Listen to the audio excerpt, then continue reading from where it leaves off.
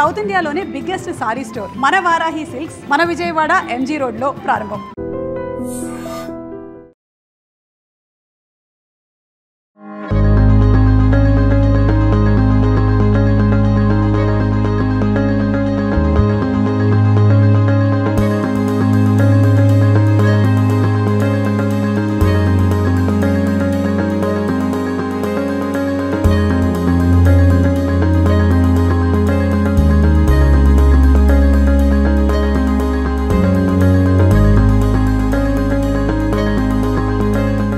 Hello views, welcome to items media. దేశం అంటే మట్టి కాదు, దేశం అంటే మనుషులు అంటూ ఆయన రచనల ద్వారా ప్రజల్లో చైతన్యాన్ని నింపినటువంటి మహాకవి గురజాడ వెంకట అప్పారావు గారు. సో అటువంటి మహాకవి, తెలుగు ప్రముఖ రచయిత, అదేవిధంగా గొప్ప సంఘ సంస్కర్త. నడయాడిన నేల అయినటువంటి విజయనగరం జిల్లా కేంద్రంలో ఉన్నటువంటి ఆయన గృహాన్ని సందర్శించిద్దాం రండి. ఫస్ట్ ఆఫ్ ఆల్ ఆ గృహం గురించి చెప్పుకోవాలంటే గురజాడ అప్పారావు గారు అప్పట్లో ఉన్న ఇల్లుకి 200 ఏళ్ళ చరిత్ర ఉంది. ఇప్పటికి కూడా చెక్కు చెదరకుండా ఉన్నదంటే ఆ ఇల్లు. సో ఆ ఇంటి యొక్క విశిష్టత, అదేవిధంగా ఆయన ముని మనవరాలైనటువంటి ఇందిరా గారితో కూడా చాలా విషయాలు మాట్లాడతాం. మనం ఇందాక చెప్పుకున్నాం కదా, 200 ఏళ్ల నాటి చరిత్ర కలిగినటువంటి మహాకవి గురజాడ అప్పారావు గారి గృహానికి అయితే వచ్చేసాం. సో అప్పుడు కట్టిన చరిత్రకి ఆనవాళ్ళు ఈ గురజాడ అప్పారావు గారి నివాసం అన్నమాట. సో ఫస్ట్ వస్తూనే గురజాడ అప్పారావు గారి ముని మనవరాలైనటువంటి ఇందిరా గారు. నమస్తే. నమస్తే అమ్మా. సో అంటే ఎంత పుణ్యాత్ములమో మేము, అంత మహాకవి యొక్క వంశవృక్షం నుండి వచ్చినటువంటి మిమ్మల్ని కలవడం, అదేవిధంగా అది కూడా విజయనగరం. ఆ మహానుభావుడు నడయాడిన నేలైనటువంటి విజయనగరంలో మీ అందరం కూడా నడవడం మా అదృష్టంగా భావిస్తున్నాం. మేడం, ఫస్ట్ ఆఫ్ ఆల్ నేను వ్యూవర్స్ అందరికీ చెప్పేస్తాను, గురజాడ అప్పారావు గారి ఇల్లుని చూపిస్తాను అనేసి. సో ఇంటి యొక్క విశిష్టత అసలు అంటే 200 ఏళ్ళ నాటి ఇల్లు అంటే అసలు ఇక్కడ చెప్పు చెదరలేదు. ఏంటి ఆ మహిమ, ఏంటి అదృష్టం, అసలు ఏంటి ఆశ్చర్యం? అదే ఆయన రచనలు ఎంత పటిష్టమో ఆయన గృహం కూడా అంతే పటిష్టం అండి. మీరు అన్నారు ఎక్కడ ఉండి ఈ ఇంట్లో అడుగు పెట్టడమే మా అదృష్టం అని. ఆ కుటుంబంలో అడుగు పెట్టడం అది ఇంకా అదృష్టం. నేను గురజాడ అప్పారావు గారు ముని మనవడి భార్యనే. అయితే మీకులాగే కొంచెం సాహిత్యం మీద, అప్పారావు గారి రచనల మీద ఎంతో కొంత ఇంట్రెస్ట్ ఉంది. దాని మీద కొంత చదవగలిగాను అనమాట. 200 ఏళ్ళైనా ఈ ఇల్లు ఎందుకు ఇలా ఉంది అని అంటే అది అప్పారావు గారి నాటి కాల మహిమే. ఆయన రచనలకి ఆయన రచనలు కాలగర్భంలో కలిసిపోలేదు, ఆయన ఇల్లు కూడా కాలగర్భంలో కలిసిపోలేదు. అప్పట్లో ఆయన రచనలు ప్రజల్లో నింపిన చైతన్యం, స్ఫూర్తిని అసలు అంటే మరువలేనిది. ఒక్కొక్క పద్యం ఒక్కొక్కలా అనమాట. ఒక్కొక్కటి అంటే ఇప్పటికి కూడా బ్లడ్ అలాగా గూస్ బంప్స్ వచ్చే విధంగా ఉంటాయి. సో మేడం, అంటే మీరు ఎన్నో తరం ముని మనవరాలుగా అనుకోవచ్చు, ఎన్నో అంటే ఫోర్త్ జనరేషన్. గురజాడ అప్పారావు గారికి ఒక అబ్బాయి, 2 అమ్మాయిలండి. ఆ అబ్బాయికి మళ్ళీ అప్పారావు గారని మా మామగారు అనమాట. మా మామగారి తర్వాత మా వారి వాళ్ళు 4th జనరేషన్ అండి. అంటే అప్పారావు గారితో తీసుకుంటే 4th జనరేషన్, అప్పారావు గారు తీస్తే 3rd జనరేషన్. మీకు మేడం పిల్లలు? ఒక పాప అండి, అంటే మ్యారేజ్ అయిపోయింది. అంటే మా మరిది గారికి ఒక బాబు. గురజాడ వంశం అయితే రన్ అవుతుంది. ఓకే ఓకే మ్యామ్, మేము ఒక్కసారి గురజాడ అప్పారావు గారి వంశ వృక్షాన్ని విజువల్ లో చూడాలనుకుంటున్నాం. అసలు ఎంత చల్లగా ఆ స్మెల్, మిద్దే ఇల్లు స్మెల్ అంతా ఎంత హాయిగా ఉందో ఇంట్లోకి వచ్చేసరికి. చూడండి మేడం, ఇక్కడ ఇది గురజాడ అప్పారావు గారు. గురజాడ అప్పారావు గారికి ఒకే ఒక అబ్బాయి, వెంకటరామదాస్. ఈ రామదాస్ గారు అనే పేరు కూడా అప్పారావు గారు తండ్రిది. ఓకే, వెంకటరామదాస్ గారు. ఈయన పెద్ద కూతురు, చిన్న కూతురు, అదే పెద్ద కూతురు, చిన్న కూతురు అలా అనమాట వీళ్ళిద్దరు. ఓకే, 2 అమ్మాయిలు, ఒక అబ్బాయి. ఈమె పెద్ద కూతురు. ఓకే, ఈమెని ఓలేటి వాళ్ళకి ఇచ్చేసారు. ఇప్పుడు మనం ఓలేటి పార్వతీశం గారు గిరిలో యాంకర్ గా ఉండేవారు, వాళ్ళ కుటుంబం అని తెలిసి నాకు. వీళ్ళది ఓలేటి వాళ్ళతో మాకు సంబంధ బాంధవ్యాలు ఉన్నాయి. అలాగే వీళ్ళు పులిగడ్డ వాళ్ళు. చిన్న అమ్మాయిని పులిగడ్డ వాళ్ళకి ఇచ్చారు. 2 అమ్మాయిలకి వివాహం చేశారు. అబ్బాయిని శ్రీపతి వాళ్ళ అమ్మాయికి ఇచ్చారు. మాణిక్య అమ్మ అనమాట ఈవిడ. ఇది క్షుణ్ణంగా వీళ్ళ సంతతి. ఈయన తలూకా వారసులే మా వారు వాళ్ళు. ఇప్పుడు ఈ ఫోటోలో ఉన్నది ఈయనే కదన్నా? కాదండి, ఈయన అప్పారావు గారు కొడుకు. ఇదే వెంకటరామ వాళ్ళ వైఫ్. పెళ్లి చూడండి, పెళ్లినాటి ఫోటో. పెళ్లినాటి ఫోటో. తర్వాత ఇది ఈయన కుటుంబం ఇది, ఈయన ఓకే. ఈయన కుటుంబం వెంకటరామదాసు గారి కుటుంబం. కుటుంబం. ఇందులో మా మామగారు, వాళ్ళ సిస్టర్స్, వాళ్ళు అంతా. ఇందులో మీ మామయ్య గారు ఎక్కడ ఉన్నారు? ఇదిగోండి ఇతను. ఈ పెద్ద ఆయన ఈ ఆవిడ కూర్చున్నారు కదా కాళ్ళ దగ్గర ఉన్నాయి. Okay okay okay. ఓ ఇదంతా వంశవృక్షం. సంరక్షణ కానీ ఇంకా ఇవన్నీ చెయ్యాలి మేడం. ఇప్పుడు నేను ఇలా చెప్పడం కాకుండా రాసి పెడుతున్నాను నేను. రాసేసి అప్పారావు గారు వాళ్ళు ఫస్ట్ ఎవరు వెంకటరామదాస్ గారు, వెంకటరామదాస్ గారి పిల్లలు జనరేషన్ అది తయారు చేస్తాను. నెక్స్ట్ అది కూడా పెడతాను. మేడం ఏంటి ఇది డిఫరెంట్ గా ఉన్నాయి? ఇదంతా కూడా వంటిల్లమ్మా. ఇది వంట చేసుకునేవారు. అప్పుడు మడి ఎక్కువగా ఉండేది కాబట్టి వండుకున్న వంటలన్నీ కూడా కింద పెట్టుకునేవారు. ఓకే, ఇది వంటగది. వంటగది, అది దేవుడు మందిరం. ఓకే. వాళ్ళ అప్పారావు గారి భార్య చాలా విశ్వాసాలు ఎక్కువ ఉన్న ఆవిడ. దీనికి ఎన్ని అభ్యుదయ భావాలు, ఆవిడకి అన్ని సనాతన భావాలు. మొత్తం ఆధ్యాత్మిక వైపు ఉంటున్నారు ఉండేవారు. అప్పుడు ఎవరైనా అంతే కదా. కానీ అంటే ఇంత మహానుభావం అంటే మంచి వాళ్ళకి ఆయుష్ తక్కువగా ఉంటుంది అంటారు. మంచి చేసే వాళ్ళకి అదే అదే కానీ లైఫ్ స్పాన్ కూడా అప్పట్లో తక్కువే. అంటే ఈయనకే తక్కువ మేడం. 53 ఏళ్ళు మాత్రమే. 62 నుంచి 10 ఏళ్ళు. ఎందుకు ఈయనకి లైఫ్ స్పాన్ తక్కువ అంటే 7వ నెలలో జన్మించారు. ఓకే. 1862లో మామూలుగా డెలివరీకి వెళ్ళారు వాళ్ళ అమ్మగారి ఇంటికి. వెళ్తే ఇంకా 2 నెలల టైం ఉంది కదా పర్వాలేదు అనుకున్నారు. కానీ ఒకరోజు సడన్ గా 7వ నెల స్టార్ట్ అయ్యేసరికి ఆవిడకి నొప్పులు మొదలయ్యాయి. ఏం చేద్దాం, అప్పుడే నొప్పులు మొదలయ్యాయని చెప్పి వాళ్ళ తాతగారు గబగబా వెళ్ళి డాక్టర్ని తీసుకొస్తే, అప్పుడు మంత్రసానులే కదా డాక్టర్లు ఎవరు ఉంటారు, తోటకూర కాళ్ళ ఇంత పుట్టారట ఆయన.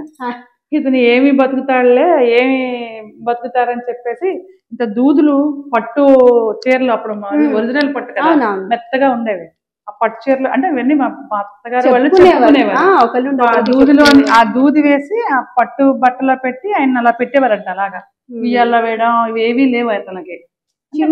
చిన్న కాడలా చాలా సన్నంగా అల్పంగా ఉండేవారు కాబట్టి చాలా జాగ్రత్తగా చూస్తున్నారు. చాలా జాగ్రత్తగా గాజు ముక్కలాగా అనమాట. అయితే అలా అలా పెరిగి పెద్దవాళ్ళు అయ్యారనమాట. అలాంటి వ్యక్తి ఇప్పుడు సాహిత్య చరిత్రను తిరగరాసిన వ్యక్తి అవుతారని ఊహించలేదు వాళ్ళు. నిజంగా అది మన అదృష్టం. అంటే 2 విషయాలమ్మా. ఒకటి, ఆయనకి పుట్టడానికి తొందరే, వెళ్ళిపోవడానికి తొందర అయిపోయింది. ఏదో చేయవలసింది ఉందని తొందరపడి వచ్చారు. ఆ తొందరపడి రావడం వల్ల అనుకున్నది అంత కొంతవరకు ఆశయ సిద్ధి పొందినప్పటికీ కూడా ఇంకా ఆయన ఇంకొక 10-15 ఏళ్ళు ఇప్పుడున్న జనరేషన్ లో ఉంటే ఇంకా సాహిత్యం చాలా బాగా వచ్చేది అనేది మన అభిప్రాయం. అమ్మ అంటే ఇంతటి మహానుభావుణ్ణి ఈ నేలకు అందించినటువంటి వాళ్ళ అమ్మగారు నిజంగా అంటే ఆవిడ మన ముందు లేరు, కానీ ఆవిడకి మనం చేతులెత్తి నమస్కరించాలి. చేతులే కదమ్మా, ఆవిడ పాదాలు నమస్కరించాలి. ఇంకా మనము అంటే ఇంకా అంతకు మించి ఇంకా లేదనమాట. ఆవిడకి మనం ఇచ్చే గౌరవం ఇంతకు మించి ఇంకేముందో అని చూసుకోవాలి. ఆవిడ తల్లి, ఆయన తల్లి పేరు కౌసల్య గారు. కౌసల్య సుప్రజ అనిపిస్తుంది నాకు అప్పుడప్పుడు. అంతే, ఆ పదం వినగానే, ఆ పేరు పాట వినగానే నేను ఎప్పుడు శనివారం కౌసల్య సుప్రజ అని వినగానే ఈవిడే నాకు స్ట్రైక్ అవుతారు. నిజంగా అలాంటి పుత్రుడినే కదా కందని. ఆయన చనిపోయిన అంటే ఆవిడ కన్నా అప్పారావు గారే ముందు చనిపోయారు. చనిపోయిన తర్వాత ఈయన ఎక్కడైతే మాలో చేస్తారు కదా కార్యక్రమాలు, అక్కడికి వెళ్ళిపోయి అప్పారావు అప్పుడే వెళ్ళిపోయావా, నువ్వు లోకానికి కావాల్సిన వాడు, తిరిగిరా అని ఏడ్చేవారట. అది అంటే అంత భావోద్వేగానికి గురయ్యేవారంట ఆవిడ రోజు. తర్వాత ఆవిడ 1 yearకే పోయారండి. 16లో ఆవిడ పోయారు, 15లో ఈయన. అంటే గురజాడ అప్పారావు గారి వారసులకి అంత స్థాయిలో అందుకోగలిగారంటారా అప్పారావు గారిని? ఆయన సూర్యుడు ఒకడే, చంద్రుడు ఒకడే. అంతేనా? అంతే. అంటే భావాలు కాదు. ఆయన సాహిత్య వారసులు చాలా మంది ఉన్నారు. ఆయన మేము కుటుంబానికి మాత్రమే, మీ తాతలు ముత్తాతలు తరతరాలు ఉంటారు. మీరు 4th or 5th జనరేషన్. మాది అలాగే. అంటే ఒకటి ఇంగు కట్టిన గుడ్డలాగా ఆయన గురించి చెప్పుకున్నా, ఆయన గురించి మాట్లాడినా మాకు కొంత అభిమానం, చిన్న ఎంచిత్ గొప్పవాడు ఇంట్లో మనం ఉన్నాం కదా, గొప్పవాళ్ళు మన తాతగారు కదా వస్తుంది. అంటే అంటారు కదా తాతగారి వారసత్వం వచ్చింది, పోలికలు వచ్చాయి అని. 7 తరాల వరకు వచ్చే అవకాశం ఉంది. ప్రస్తుతంలో అయితే చెప్పుకోదగ్గ వారసులు ఎవరు లేరమ్మా. ఎందుకు మనం ఆ మహానుభావుని చేరుకునే వాళ్ళు, ఆయన మీద PhDలు చేసిన వాళ్ళు, నరనరాల్లో ఆయన జీర్ణించుకునే వాళ్ళే ఆయన చేరుకోలేకపోతున్నారు. ఇంకా మళ్ళంటి వాళ్ళు ఎంత. కాకపోతే ఒకటి, ఆయన భావాలు, ఆయన సార్వకాలికమైన సర్వజనీయమైనటువంటి రచనలు చేశారు. ఏ కాలమైనా, ఏ సమాజంకైనా వర్తించేవి. కాబట్టి ఇంకొక 100 సంవత్సరాలు అయిపోయినా అప్పారావు గారు అవసరం ఉంటుంది. అప్పారావు గారి రచనలు ఉంటాయి. ప్రతి ఒక్కరిలో కూడా స్ఫూర్తిని రగిలిస్తుంది ఎప్పుడు జరిగిన. అంతే. అంటే గురజాడ అప్పారావు గారి గృహానికి ప్రభుత్వం ఎంత ప్రాముఖ్యత కల్పించిందంటే, ఎంత ఇంపార్టెన్స్ ఇచ్చిందంటే, ఆయన వాడిన ప్రతి వస్తువును కూడా భావితరాలకి తెలియజేయాలి, ఇంత గొప్ప వ్యక్తి యొక్క గొప్పతనాన్ని తెలియజేయాలని అసలు ఇంటిని కూడా పురావస్తు శాఖ వారు హ్యాండ్ ఓవర్ చేసుకొని వారి ఆధీనంలోనే ప్రతి ఒక్క నలుమూలలను కూడా వాళ్ళంత జాగ్రత్తగా చూసుకొని వచ్చేవారందరూ కూడా అంటే మన పురిటిగడ్డ యొక్క రత్నం ఇవన్నీ కూడా తెలియాలి అనేసి అని ఇంటిని ఎంత జాగ్రత్తగా చూస్తున్నారు. అందులో మీరు ఇంకా ప్రతిరోజు వచ్చి మీ ఎవరైతే ముత్తాత గారు ఉన్నారో వారు నడియాడిన నేలైనటువంటి ఇంటిని నీట్గా చూసుకొని ఇంకా ఆ పాత జ్ఞాపకాలన్నిటిని కూడా నెమరు వేసుకుంటూ అందరికీ చెప్తున్నారు. సో నాకైతే హ్యాపీగా అనిపించింది. ఇక్కడ ప్రతి వస్తువును కూడా అప్పట్లో గురజాడ అప్పారావు గారు ఏ వస్తువులు వాడేవారు అంటే కొన్ని ఉండేవారు. కళ్ళజోడు కాడ నుంచి అప్పారావు గారి భార్య కుంకుమని అవన్నీ కూడా పదిలంగానే ఉన్నాయి అనేసి అవన్నీ ఉన్నాయండి. మేడం మీదకి వెళ్తే మనం అవన్నీ చూడొచ్చండి. గురజాడ అప్పారావు గారి యొక్క రచనలు అదేవిధంగా ఆయన జీవిత వివరాలన్నీ కూడా ఇక్కడ డిస్ప్లేలో వచ్చేవారందరూ కూడా క్లుప్తంగా తెలియజేయడానికి ఒక డిస్ప్లేని ఏర్పాటు చేసి పెట్టారు. అదేవిధంగా మనం కింద ఇంట్లో చూస్తున్నాం వంటశాల ఏ విధంగా ఉంది, ఆ రూమ్స్ అన్ని చూసాం. ఇప్పుడు పైకి వచ్చిన తర్వాత నాకు ఇక్కడైతే ఒక క్యాప్షన్ కనబడింది, లలిత్ అని. అంటే గురజాడ అప్పారావు గారి గృహం అనే మనం ఇప్పటివరకు అనుకున్నాం, కానీ లలిత్ అనే పేరుకి ఈ హౌస్కి ఏంటి సంబంధం మ్యామ్? అసలు ఏంటి లలిత్? ఇది ఒక కొత్త జనరేషన్ నేమ్లా ఉంది. ఏంటి ఈ పేరుకి ఇంటికి సంబంధం ఏంటి? అదేనమ్మా, లలిత్ అనేది గురజాడ అప్పారావు గారు నూతనంగా ఈ పక్కన కట్టుకున్నారు ఒక గృహం. ఆ గృహానికి పెట్టుకున్న పేరు. ఆయన రాణి లలితాదేవి గారి దగ్గర కొంతకాలం పనిచేసింది. దీంతో పాటు ఇంకో గృహం ఉండేది పక్కన ఉండేదండి. మీకు ఈ ఫొటోస్ లో చూపిస్తాను. ఇది ఆయన నూతనంగా కట్టుకున్న గృహం. ఇది దీనికి పైన చూడండి లలిత్ అని ఉంటుంది. ఆ బోర్డు కిందన చిన్న బోర్డు ఉంది కదా, అదే లలిత్ అన్నమాట. అంటే రాణి లలితాదేవి గారి సహాయార్థం ఆవిడ రంగూన్ టేపు బర్మా కలప ఇచ్చేవారంట. ఇచ్చి ఇంటికి సహాయం చేశారు. తర్వాత ఈయనకి ఒక పెన్షన్ కూడా ఏర్పాటు చేసి ఆవిడ టైంలోనే ఈయన పదవీ విరమణ చేశారు 1913లో. తర్వాత ఈ రాణి లలిత అన్న ఆవిడ కాశీరా వాళ్ళ యొక్క కుమార్తె అనమాట. ఆవిడని తీసుకొచ్చి విజయరామరాజు గారు అంటే విజయనగర రాజులకి వివాహం జరిపించింది కూడా అప్పారావు గారే. అప్పటి నుంచి ఆవిడకి ఈయనంటే ప్రత్యేకమైన గౌరవం అభిమానం. అందువల్ల ఏమైనా కావాలంటే ఆవిడ గుర్తు అలా అని ఈయన ఊరికే తీసుకోలేదండి. ఆయన 2500 ఇచ్చి కొనుక్కున్నారు ఇంటిని. అప్పారావు గారు రాజుల నుంచి 2500 ఇచ్చి ఇంటిని కొనుక్కున్నారు. ఆ తర్వాత వాళ్ళకి వీళ్ళకి ఏవో ఇవ్వాల్సిన పుచ్చుకోవాల్సిన అప్పట్లో 2500. అప్పట్లో 2500.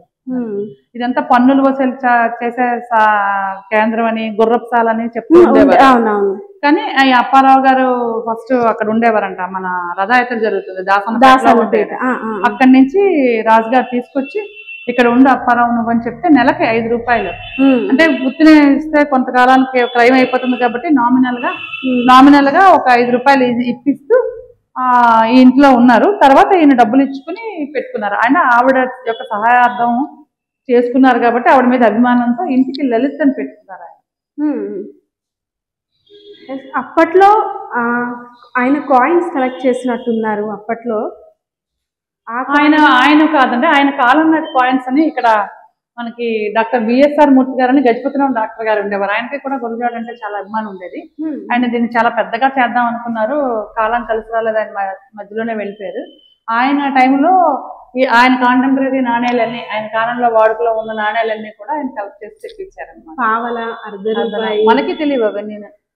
అర్ధ రూపాయి అవన్నీ నాణ్యాలుగా ఉన్నాయి. నాణ్యాలు అంటే అప్పుడు వెళ్ళి రాగి బేడ మనకి మన అమ్మలో మాట్లాడుకుంటారు అవన్నీ వినేవాళ్ళు. మేడం వాటితో పాటు ఇది ఒక స్పెషల్ రూమ్ గా ఈ టేబుల్ ఈ చైర్స్ అన్ని డిఫరెంట్ గా కనిపిస్తున్నాయి. దాంతోపాటు ఈ 2 వస్తువులను కూడా ఏవైతే స్పెక్టికల్స్ అదేవిధంగా కుంకుమ బర్ని వీటినన్నీ కూడా డిఫరెంట్ గా ఉంచారు. అసలు ఇవి ఎవరు వాడినా మేడం? మీరు చెప్పేది స్పెషల్ రూమ్ అని, ప్రత్యేకమైన రూమ్ అని. నిజంగా జాతికి ప్రత్యేకమైన రూమ్ ఇది, మనకే కాదు. ఎందుకంటే ప్రపంచ ప్రఖ్యాతిగాంచినటువంటి కన్యాశుల్కం గాని దేశభక్తి గేయం గాని రాసింది ఈ బల్ల మీదే అప్పారావు గారు. అసలు ఎంత స్ట్రాంగ్ గా ఉందో ఏం చెప్పుకోగాని. ఇది ఈ కుర్చీలో కూర్చుని ఈ బల్ల మీద రాసుకునేవారు. నిరంతరం రాత ఆలోచన. ఇదే రూమ్. ఈ పైకి వచ్చేసి ఇక్కడ రాసుకునేవారు. ఈ గదిలో ఈ 2 గదులు ఒక దగ్గర రాసుకోవడం, ఒక దగ్గర పడుకోవడం, ప్రశాంతంగా ఫ్యామిలీ అంతా ఉండేదంట. ఆ తర్వాత పైన మాత్రం ఈయనకి ప్రత్యేకించి రూములు ఇవి 2 ఈయనకి. ఓకే. చదువుకోవడం, తినడానికి ఒక్కడానికి కిందకి వచ్చేవారు. మనం ఫోటోలో చూస్తాం కదండి, గురజాడ అప్పారావు గారు కూర్చునేటప్పుడు చైర్ ఇదే కనిపిస్తుంది, ఇదేనండి. ఆయన కూర్చున్న చైరే. అంతే. అది ఎంత అదృష్టవంతులో మనం, నేను 10 సార్లు అంటున్నానంటే మన అంటే పూర్వజన్మ సుకృతం కావచ్చు ఇదంతా. అంతే కదండి. ఇది మనం ఇప్పుడు చూడగలుగుతున్నాం, ఇది మనం చూడగలుగుతున్నాం. అది మనం తాకినా సరే మనం అంతే. పుణ్యాత్ములమే. అది మీరు ఎప్పుడో ఒకసారి వచ్చి తాకడం అంటే రోజు వీటిని ఒక దేవాలయంలో దేవుడికి అభిషేకం చేసి దేవుడికి శుభ్రంగా ఉత్సవ విగ్రహంలా అదే దేవుడికి శుభ్రంగా స్నానం చేయించి బొట్టు పెట్టి చేస్తారు కదా, వాళ్ళంతా దాన్ని ఎంత పవిత్ర కార్యంగా వాళ్ళు భావిస్తారో, నాకు వచ్చి దీన్ని తొడవడం వల్ల నాకు అలా అనిపిస్తుంది. మరి అది అందరికీ రాలేదు, నాకు వచ్చింది అదృష్టం అనుకుంటాను. అంతే. తర్వాత ఇది కళ్ళ చూడండి, ఆయన అప్పట్లో కూడా మోడర్న్ గా ఉన్నాయి, చూపిస్తాను. ఇది కళ్ళ చూడ అంటాం కదా, కొంచెం మోడర్న్ గానే ఉన్నాయి అవి. మొత్తం సమాజాన్ని అంతటిని దీంతోనే చూసారు. ఈ కళ్ళతోనే, ఈ కళ్ళతో మేధస్సులను చూశారు. అప్పటి నుండి కూడా జాగ్రత్తగా, అంటే ఆ గురజాడ అప్పారావు గారి అబ్బాయి దాయడం, ఆ తర్వాత జనరేషన్ దాయడం, అందుకు ఇవి ఉండగలిగాయి. అంతే అంతే మేడం, అంతే అంతే అంతే.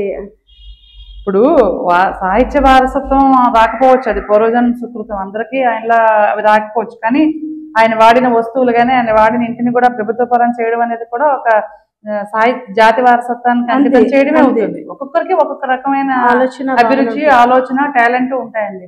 కుటుంబీకులు అలా రాలేకపోయినా ఇలా అయినా ప్రభుత్వానికి ఇచ్చి భావితరాల వాళ్ళకి గురజాల గుర్తులు ఉంచడం అనేది నిజంగా గొప్ప విషయమేనండి. మేడం ఏంటి ఇక్కడ అంటే ఏంటి ఆ మహిమ? చాలా మంది విద్యార్థులు అప్పారావు గారి స్టాంప్ అండి ఇది, గురజాడ అప్పారావు గారు. ఆ కాలంలోనే స్టాంప్ అది ఉండడం అనేది ఒక గొప్ప విషయం. గొప్ప స్టాంప్, అంతే కదా. చాలా అంటే పెద్ద ఆఫీసర్స్ కి అట్లా అంత ప్రౌడ్ గా ఉండేది ఆయన పొజిషన్. ఇది భార్య వాడిన కుంకుమ భరణి అండి. ఇప్పుడు మనం చిన్న భరణి పట్టుకోవడానికి బాధపడి, గురజాడ అప్పారావు గారు సతీమణి గారు వాడినటువంటి కుంకుమ భరణి. ఇది కంచు ఎంత వెయిట్ ఉంది అసలు. మీరు ఇందాక అన్నారు ఆవిడకి పూజలు పురస్కారాలు బాగా ఎక్కువ అనేసి అని, అంటే ఇందులో ఉండే కుంకుమని ఆమె ఎంత పవిత్రంగా భావించేవారు. అంతే కదా. ఇది గురజాడ అప్పారావు గారి భార్య వాడినటువంటి కుంకుమ భరణి. ఓపెన్ అవుద్దా మేడం? వచ్చి పట్టేస్తుంది, ఉంటుందా కుంకుమ? ఎక్కువ క్వాంటిటీ పడుతుంది కుంకుమ కూడా. ఇప్పుడు చిన్న చిన్నవి వెండివి, అవి కూడా మనం వాడడానికి పెద్దగా ఇష్టపడటం లేదు.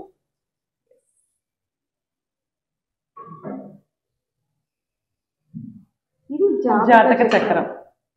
అప్పట్లో కూడా అప్పారావు గారికి వీటి మీద అంత ఎక్కువ నమ్మకం లేకపోయినా అప్పారావు గారి తండ్రికి ఉంటుంది.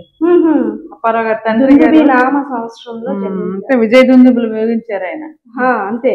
దుందుబి నామ సంవత్సరం 62 ఆదివారం మఖా నక్షత్రం అయింది. అప్పట్లో ఎంత జాగ్రత్తగా వాళ్ళ ఫాదర్. అదే నేను లామినేట్ చేయించాను మేడం. ఇది ఎక్కడో నాకు కనిపించింది ఒకసారి, గురజాడ వెంకటప్పారావు పంతులు గారి జాతకం అని. అప్పుడు మా మామయ్య గారిని అడిగాను, ఇది ఎవరిదంటే ముత్తాత గారిదా ఇది, ఆ పుస్తకంలో అందరివి ఉంటాయి అన్నారు. అంటే మా వాళ్ళ వరకు కూడా ఉన్నాయి, మా వారివి మా పిల్లల వరకు లేవు కానీ మా వారి వరకు ఉన్నాయన్నమాట. అప్పుడు వెంటనే నేను దీని మిగతావన్నీ మనకి ఇంత ఎర్రలెట్ కాకపోయినా ఈయనది అనేది జాతి సంపద ఇది. అయ్యో, అందుకని వాడిన ప్రతి వస్తువు కూడా చాలా ఇంపార్టెంట్. అందుకని తీసి లామినేషన్ చేయించాను, లేకపోతే పేపర్ ఉండదండి ఇంతవరకు మనకి. దుందుబి నామ సంవత్సరం విజయ దుందుబి ముగించారు గురజాడ అప్పారావు గారి పంతులు గారు. జాతక చక్రం. మేడం ఏంటి ఇక్కడున్న విశిష్టత? చాలా మంది స్టూడెంట్స్ ఇక్కడికి వచ్చి కంపల్సరీగా రోజులో 1 గంట 2 గంటలైనా వాళ్ళు ప్రిపేర్ అయ్యే ఎగ్జామ్స్ కోసం ఇక్కడ స్పెండ్ చేసి వెళ్తారు. అప్పారావు గారిని చూసి, విగ్రహాన్ని చూసి, అంటే ఆయన్ని స్ఫూర్తిగా తీసుకోవాలనే భావన చాలా మంది విద్యార్థుల్లో ఉంటుంది. అంటే ఏంటి ఇంటికి ఉన్న మహిమ ఏంటి అని అంటే అప్పారావు గారు ఎంఆర్ కాలేజీలో లెక్చరర్గా పనిచేశారు. ఎంఆర్ కాలేజీలోనే విద్యార్థిగా ఉన్నారు. ఇక్కడ సాంస్కృతిక శాఖకి గురజాడ కుటుంబీకులు ఇంటిని ఇచ్చినప్పుడు ఆ సాంస్కృతిక శాఖ వాళ్ళ ఆధ్వర్యంలో ఉన్నప్పుడు డిపిఆర్ఓ నారాయణరావు గారు ఇక్కడ సమాచార కేంద్రం పెట్టారండి. సమాచార కేంద్రం అంటే విజయనగరం సంబంధించిన సమాచార కేంద్రం పెట్టారు. అప్పుడు వాళ్ళు ఒక లైబ్రరీ రన్ చేయాలి ప్రతిరోజును. ఆ లైబ్రరీకి స్థలం లేక అప్పారావు గారి ఇంట్లో పెట్టడం వల్ల గత 25-30 సంవత్సరాల నుంచి స్టూడెంట్స్ వచ్చి ఆ వార్తాపత్రికలు చదువుకుంటూ వెళ్తూ ఉండేవారు. వాళ్ళకి 2 సెంటిమెంట్లు, ఒకటి అప్పారావు గారి ఇల్లు, రెండోది చదవడానికి మనకు సోర్స్ ఉందని 2. మేము మొన్న ఇది పురావస్తు శాఖ వారు తీసుకున్న దగ్గర నుంచి ఇక్కడ మాన్యుమెంట్లో ఇలాంటి లైబ్రరీస్ ఉండకూడదని క్లోజ్ చేశారు. కానీ మేము చాలా ఫైట్ చేశాను వాళ్ళతో. ఎందుకంటే అది ప్రజలకు ఉపయోగమైన పని, అందులో మనం నష్టపోయేది ఏమీ లేదు. ఆయన ఆలోచన, ఆయన భావనే ప్రజలకు వస్తుంది. ఆయన ఇంట్లో అడుగు పెట్టడమే చాలా అనుకుని చదువుకునేవారు. పాపం సాయంత్రం 6:30 వరకు చదువుకునేవారు. మాకు సందడిగా ఉండేది. లేదు ఇది మాన్యుమెంట్, దీంట్లో ఇటువంటి ఉండడానికి వీల్లేదని చెప్పి వాళ్ళు గట్టిగా చెప్పడంతో మేము ఏం చేయలేకపోయాం. కానీ నాకు చాలా బాధ అనిపిస్తుంది. అంటే బికాస్ ఆఫ్ ఈ ఇంటిని సంరక్షించుకోవడం వారి బాధ్యత. దీనికి ఏమైనా డ్యామేజ్ అయినా సరే మళ్ళీ అది ఆయన గుర్తుల్ని, ఆయన జ్ఞాపకాలని కోల్పోవాల్సి వస్తుంది. మేడం, ఒక ప్రజలకు ఉపయోగమైన పని, ప్రజలకు అవసరమైన పని అన్నప్పుడు చిన్న డీవియేషన్ అందులో తప్పు ఉండదు. వాళ్ళు నిజంగా వచ్చి చదువుకునే పిల్లలు వాళ్ళేం ఆట ఆడడానికి అలా ప్లే గ్రౌండ్ కాదు ఇది ఆడుకుని పెట్టడానికి. జస్ట్ సిట్టింగ్ కూర్చుని వెళ్ళిపోతారు. చాలా మంది పాప ఎప్పటికే వస్తుంటారు, మేడం గారు లైబ్రరీ ఇంకా పెట్టలేదా అంటే 30 ఏళ్ళ నుంచి అలవాటు. చుట్టుపక్కల ఉన్న పెద్దవాళ్ళందరూ కూడా వచ్చి కాసేపు కూర్చుని నీడ పట్టున పేపర్ చదువుకుని మహానుభావుడికని ఒకసారి దండం పెట్టుకుని వెళ్ళేవారు. మీరు ఎక్కడ పేపర్ చదువుతారంటే అప్పారావు గారి ఇల్లు అనేది ఉంటుంది. ఇప్పుడు ఏముంది, వచ్చిన వాళ్ళే సందర్శకులు, లేని వాళ్ళు లేదు. అంటే మనకేదో అడ్వర్టైజ్మెంట్ అని కాదు, స్థానబలం వాళ్ళ సెంటిమెంట్ అని కూడా మనం ఒక ధైర్యం అంటే ఇది మన మనిషి, మన ఇంటికి వెళ్తున్నామనే ఆలోచన. వాళ్ళు ఏమంటారంటే మేము అప్పారావు గారి ఇంట్లో చదువుకుంటే మాకు సెలెక్ట్ అవుతామండి అని సెంటిమెంట్ కూడా సెంటిమెంట్ ఎక్కువగా ఉంటారు. అది కానీ మరి అందులోని గురజాడ అప్పారావు గారు అంటే అంటే ఎక్కడా మనకి సంబంధం లేదు అన్నట్లేదు. మన సొంత తాతగారు, మన ఇల్లు అనేటట్టు అన్ని తరగతుల వాళ్ళకి సంబంధం ఏంటండి అనేటట్టు వచ్చేస్తుంటారు. అన్ని తరగతులు మనదే అని విజయనగరం యూత్ అవ్వచ్చు, ఎవరైనా సరే ఎవరైనా అడ్రస్ చెప్పండి మన గురజాడ అప్పారావు గారి ఇల్లు. మన అనేది అసలు ఎలా ఇచ్చినా మనం అది అందరూ అప్పారావు గారిని ఓన్ చేసుకున్నారండి, అది మాత్రం నేను చెప్పగలను. ప్రతిదానికి మన గురజాడ అప్పారావు గారు అనేసి అంటుంటారు కదా. సో మేడం, ఫైనల్ గా అంటే గురజాడ అప్పారావు గారి ముని మనవరాలు, అసలు ఆ పేరుతో మిమ్మల్ని ఇందిరా గారు అనేసి అది ఒక మనసుకి చెప్పలేని ఆనందం. అసలు ఈ లైఫ్ గురించి మీరు ఏమనుకుంటున్నారు చెప్పండి నాకు. నిజంగా గురజాడ అప్పారావు గారి ఇంట్లో అడుగు పెట్టడం నా పూర్వజన్మ సుకృతమైనది. ఏదో నేను ఇదేదో గొప్పస్థితిగా చెప్పడం కాదు, ఎందుకంటే నేను గత 15-20 సంవత్సరాలుగా చూస్తున్నాను. ఆయన సమాజానికి ఎంతో చేశారు. వీరేశలింగం గారు సంఘ సంస్కరణ చేశారు, ఈయన సాహిత్య సంస్కరణ చేశారు, గిడుగు రామ్మూర్తి గారు భాషా సంస్కరణ చేశారు. ఇలా నేను కూడా చిన్నప్పుడు మీకులాగా పాఠ్య పుస్తకాల్లో దేశం అంటే మట్టి కాదని క్లాస్లో కూర్చొని చదువుకున్నాను. అని అదే ఇంటికి కోడలుగా వెళ్తాం అనేది వచ్చిన తర్వాత ఎంత థ్రిల్ గా ఉంటుంది అది తెలుసున్న వాళ్ళు. అందరినీ నేను అలా చెప్పలేం కదా, చూసుకున్నాను. అయితే ఏంటి మనం చిన్నప్పుడు చదువుకున్న అప్పారావు గారు అంటే మా మావయ్య గారికి కొంచెం ఇంట్రెస్ట్ ఉండేది దీని మీద. ఆయన ఉన్న టైంలో చాలా మంది ఇంటర్వ్యూస్కి వాటికి వచ్చేవారు. ఆయన చెప్తున్నవన్నీ అలా వినేదాన్ని, ఇలా విని కొంచెం తర్వాత మా వారి మేనత్తలు వాళ్ళు కూడా పెద్దవాళ్ళందరూ వచ్చింది. ఉమ్మడి కుటుంబం, పెద్ద కుటుంబం వస్తే ఈయన గురించి మా తాతగారు ఇలా అనేవారు, మా తాతగారు అలా అనేవారు, ఇవి చేశారు అవి చేసి అలా ఇంట్రెస్ట్ డెవలప్ అయ్యింది. తర్వాత మా నాన్నగారు కూడా గురజాడ అంటే చాలా విపరీతమైన అభిమానం ఆయనకి. ఆయన వెంటనే గురజాడ అప్పారావు గారి ఇంట్లో అబ్బాయి ఉన్నాడంటే నన్ను ఇవ్వడం చేయడం జరిగింది. ఇందిరా మేడం గారు, మనం ఇప్పుడు మాట్లాడుకున్నాం యాక్చువల్లీ మన పేరెంట్స్ గురించి, మనకి తెలిసిన మన ఫ్యామిలీ అంటే మనం ఎవరైనా అయితే చూస్తున్నామో వారి గురించి గొప్పగా మాట్లాడతాం. కానీ మీరు కనీసం చూడలేదు, మీ పేరెంట్స్ ప్రస్తావన కూడా నేను ఇప్పుడు వచ్చి వినలేదు ఇన్ని మాటల్లో. అంటే ఎంత మీరైతే ఎంత అదృష్టవంతులో నేనైతే అనుకుంటున్నాను. అది ఎంతవరకు వాస్తవం? నిజమే మేడం, అది మా జనరేషన్స్లో నేను ఎంత చదువుకున్నా ఎంతన్నా సంపాదన ఉన్నా లేకపోయినా ఇంట్లో అడుగు పెట్టడం అనేది మాత్రం పూర్వజన్మ సుకృతమే. ఎందుకంటే మహానుభావుడు గురజాడ అప్పారావు గారు సామాన్యమైన వ్యక్తి కాదు. ఆ లెజెండరీ కుటుంబంలో అడుగు పెట్టడం అనేది ఇంటి పేరే మాకు ఐఎస్ఐ మార్కుల క్యాప్షన్ ఉండిపోయింది. మీ ఫ్రెండ్స్ అందరూ అడుగుతుంటుంటారా అంటే ఫస్ట్ మీ పెళ్ళి అవ్వక ముందు ఇందిరా వేరు, ఇప్పుడు ఇందిరా వేరు, అవునా? అంటారండి. జాబ్ లేదు అంటారా, జాబ్ లేదు చేసేసుకున్నావు ఎలాగా ఏంటి అనేవారు. ఇప్పుడు అవన్నీ వెనక్కి వెళ్ళిపోయాయి. నువ్వు ఇంటి కోడలువా, చాలా సంతోషం, చాలా సంతోషం, మాకు చెప్పుకుంటాం, మా ఫ్రెండే గురజాడ వారి ఇంటి కోడలని మేము చెప్పుకుంటాం అని చెప్తారు. అది విన్నాను. వాళ్ళు చదివిన పాఠాలు, వాళ్ళ పిల్లలు చదువుతున్న పాఠాలు అన్నీ కూడా మీ తాతగారు అప్పట్లో రచించిన రచనలు ఇవన్నీ కూడా అంటే ఎన్ని తరాలు వచ్చినా సరే ఇంకవన్నీ కూడా మీరు మీ తర్వాత వచ్చే జనరేషన్, ఆ తర్వాత వచ్చే జనరేషన్ అవన్నీ కూడా స్ఫూర్తినిచ్చేవి. అంతే మేడం. స్ఫూర్తి అంటే ఇప్పుడు చెప్పాను కదా ఇందాకలా, ఇవన్నీ కూడా కావ్య గర్భంలో కలిసిపోతాయి, కాలగర్భంలో కలిసేవి కాదు ఇవి. ఈయన రచనలు కూడా ఎప్పుడు ఈ సంవత్సరం చూస్తే నెక్స్ట్ ఇయర్ అయిన రచనలు ఉపయోగం అనిపిస్తాయి, నెక్స్ట్ ఇయర్ చూస్తే ఆ నెక్స్ట్ ఇయర్ ఉపయోగం అనిపిస్తాయి, కాలానికన్నా ముందు ఉంటాయి అవి.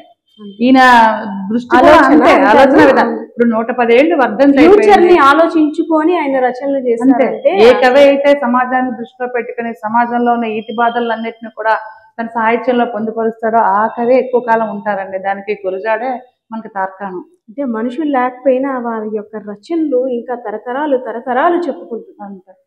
ఇప్పుడు కన్యాశుల్కం తీసుకోండి, కన్యాశుల్కం సమస్య ఈరోజు మనకు లేదు. అంతే, లేకపోయినా మనం కన్యాశుల్కం అనేది ఒక అద్భుతమైన నాటకం. నాకు దగ్గర చాలా మంది వస్తారు మేడం నాటకాలంటే అవే వేస్తారు. అంతే, ప్రపంచ నాటకాల స్థాయిలో అంటే షేక్స్పియర్, వర్డ్స్వర్త్, షెల్లీ వీళ్ళ స్థానంలో కుర్చీ వేసి కూర్చోగలిగిన స్థాయి గురజాడ అప్పారావు గారు. ఆయన ప్రపంచ సాహిత్యాన్ని కూడా చదివారండి. అంటే ఒక చిన్న అతి సామాన్యమైన కుటుంబంలో పుట్టి అత్యున్నతమైనటువంటి స్థానానికి, ఇప్పుడు ఉన్న పదవుల్లో కాకపోవచ్చు, సాహిత్య రంగంలో అత్యున్నత శిఖరాన్ని అధిష్ఠించిన వ్యక్తి తెలుగు సాహిత్యంలో నాకు తెలిసి గురజాడ. అంటే మా కుటుంబం అని నేను చెప్పడం కాదు, మీరందరూ కూడా చెప్తున్నది అవే. కాబట్టి ఎప్పటికైనా సరే సూర్యుడు ఒక్కడే, చంద్రుడు ఒక్కడే. అంటే ఎవరికి దక్కని అదృష్టం మీకు దక్కింది. అంటే ఫ్యామిలీ మెంబర్స్, మీ గతంలో మీ ముందు జనరేషన్ వాళ్ళందరికీ కూడా ఈయన అపురూప వస్తువుల్ని భద్రపరచడం కానీ, ఆయన నడయాడినటువంటి ఇంటిని చూడడం కానీ వాళ్ళందరికన్నా మీకే ఎక్కువ దక్కింది అనుకోవచ్చు. అంటే ఒకటి మేడం, ఇప్పుడు నేను వచ్చిన తర్వాత ఇవన్నీ ఇవ్వడం కాదు కదా, నాకన్నా ముందే ఇచ్చారు. అదే ముందే ఇచ్చారు. వాళ్ళందరూ ఇంటినే దారాదత్తం చేశారు ప్రభుత్వానికి. సొంత లాభం కొంత మానుకుని పొరుగు వారికి తోడ్పడడం అనేది ఇంటిని ఇచ్చారు. ఈ వస్తువులన్నీ వాళ్ళు భద్రపరిచారు. నాకున్న పర్సనల్ ఇంట్రెస్ట్ మీద, నాకున్న కొంచెం చురుకుదనం అనండి, ఏదైనా అవ్వనివ్వండి, అదే మీకు అదృష్టం కదా, వాళ్ళకన్నా ఎక్కువ అదృష్టాన్ని నేను మలుచుకున్నాను. వాళ్ళు అంటే ఇప్పుడున్న ఎలక్ట్రానిక్ ప్రింట్ మీడియా వల్ల కూడా కొంచెం ఎక్స్పోజ్ అవుతున్నాం. అప్పుడు కొంచెం తక్కువ. అదే చెప్పాను ఇందాక, మా మావయ్య గారు కూడా కొంచెం ఇంటర్వ్యూలు అవి ఇచ్చారు. ఎప్పుడో పేపర్లో పడేది అంతే తప్పితే ఇంత ఎక్స్పోజ్ లేదు. ఇప్పుడు ఒక చిన్న విషయాన్ని మనం మాట్లాడితే సాయంత్రానికల్లా ఎక్కువ ఎక్స్పోజ్ అయిపోతుంది, దేశాలు చూస్తుంది, వెళ్ళిపోతుంది. అప్పుడు ప్రపంచాన్ని అందరికీ వాళ్ళు ఉన్నారా, వాళ్ళు మాట్లాడుతున్నారా, వాళ్ళు ఇచ్చేస్తున్నారా అనేది ఎక్కువైంది. దానివల్ల నేను అదృష్టవంతురాలుగా కనబడుతున్నాను తప్పితే మా ముందు తరం కన్నా నేను తక్కువే. ఎస్, చూసారు కదా ఇందిరా గారి మాటల్లో. గురజాడ వారి గృహంలో మనం ఎన్ని అద్భుతాలు, వింతలు, విశేషాలు చూసాం. కానీ అందులో ప్రతి ఒక్కరికి ఇప్పుడు తెలుసుకోవాల్సింది ఏంటంటే, ఆయన ఆనాడు చేసిన రచనలు ప్రతి ఒక్కటి కూడా పొందుపరిచి భద్రపరిచి ఇప్పుడు వస్తున్న భావి తరాలకి ఇవన్నీ కూడా తెలియజేయాలి. ఇంటిని అంతని కూడా ప్రభుత్వం స్వాధీనం చేసుకొని, అదేవిధంగా ఇక్కడ ఆయన వాడిన వస్తువులు, ఆయన రచించిన రచనలు అన్నీ కూడా డిస్ప్లేలో ఉంటాయి. 200 ఏళ్ల నాటి చరిత్ర కలిగినటువంటి గురజాడ గృహ పరిస్థితి అయితే ఇది. కెమెరా పర్సన్ బాలకృష్ణతో పద్మ, ఐడెన్స్ మీడియా. నిజంగా ప్రస్తుతం ఉన్నటువంటి సమాజం దేనికి ప్రయారిటీ ఇస్తుంది? ఆర్థిక సంబంధాల చుట్టూ మాత్రమే తిరుగుతుంది. మళ్ళీ ఎన్నికలంగానే చాలా విరక్తి కలుగుతుంది. మంచి అనిపిస్తుంది కదా, లేడీస్ కూడా ఛాలెంజింగ్ జాబ్స్ చేసినప్పుడు చాలా బాగుంటది. ట్రాఫిక్ అసిస్టెంట్స్ గా నియమించిన ట్రాన్స్జెండర్స్ అందరితో సాల్యూట్ చేయించుకుంటున్నారు. ఫుడ్ డెలివరీ ఇవ్వటానికి వెళ్ళినటువంటి డెలివరీ బాయ్ అనిల్ పై కళ్ళ ముందు